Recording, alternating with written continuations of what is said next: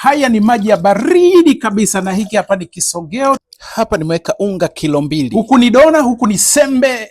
Chukua mifuniko, funga namna hii. Funga mifuniko yako, pandisha loki, fungulia mpaka mwisho.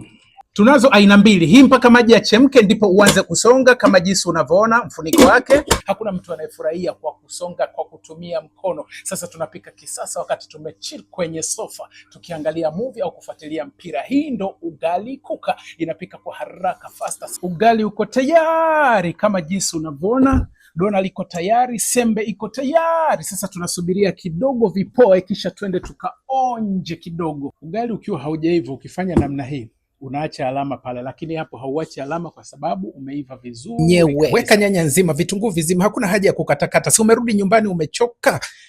Sasa hii kile cha katikati kitazunguka kwa utaratibu, hivyo nyama hazitasagika. Ukitoa kile cha katikati utaweza kupika maharage kwa haraka zaidi, na inapika kwa haraka. Vile vile inapika wali, inapika kila aina ya chakula, ni wewe tu, lakini pia ina uwezo wa kupasha vyakula. Mashine yetu safi kabisa ugali kuka ina uwezo wa kusaga mtori wa mtoto. Lipa ukishapokea, inakuja sili kama jinsi unavyoona. Mashine yetu safi kabisa ugali kuka. Ugali kuka inaongoza kwa kupendwa na watu wengi. Wahi, tunayo sisi tu Verde, usije ukajichanganya.